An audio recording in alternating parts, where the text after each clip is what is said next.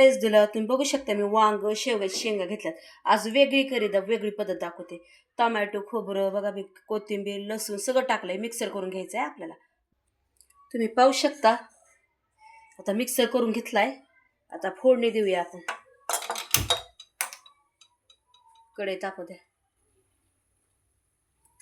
तुम्ही पाहू शकता तेल टाकते. आता तुम्हाला जेवढं लागतंय तेवढंच तेल टाकायचं बरं का.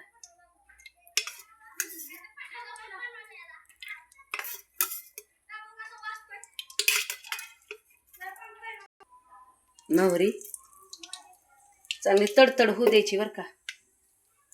तर अशी तडतड झाली ना तेलात तर खूप सुंदर.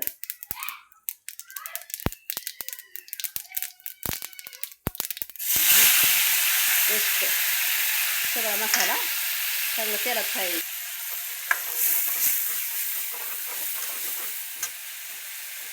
त्याच्यातच वांगे टाकायचे बरं का धुवून. शेवग्याच्या शेंगा एकत्र करून बघा. हे इतकी सुंदर भाजी होते ना.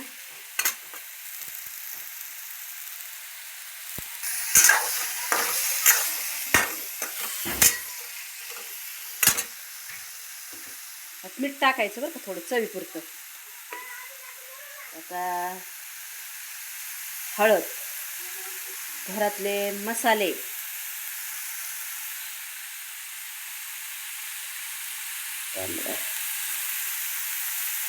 अजून अर्धा चमचा.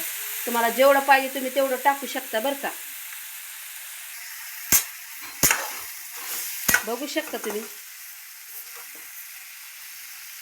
शेंगदाण्याच कूट नंतर टाकायचं बरं का. चांगलं मसाला चांगलं भाजू द्यायचं बघा. इतकी सुंदर करी होती ना. मस्त वांग्याचा रसा शेवग्याची शेंग.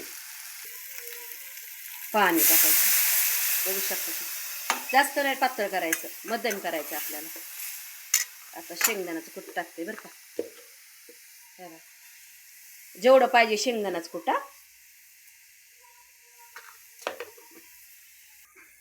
10 मिनिटं लागतात लय ते. अर्धा तास नाही लागत. 10 मिनिटं वांग शिजायला. कारण कवळं असेल तर लवकर शिजतं. शेवग्याच्या शेंगा सुद्धा असतात ना कवळ्या असल्या ना तर शिजतं बघा. इतकी सुंदर करी होणार आहे ना आता. ही तुम्ही बघू शकता.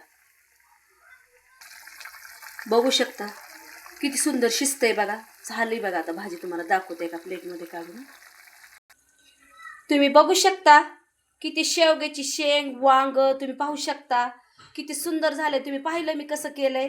तुम्हाला हे माझं करणं आवडलं असेल, माझ्या रेसिपी आवडली असेल, तुम्ही माझ्या चॅनलला शेअर करा, लाईक करा. थँक्यू. धन्यवाद. आमेन.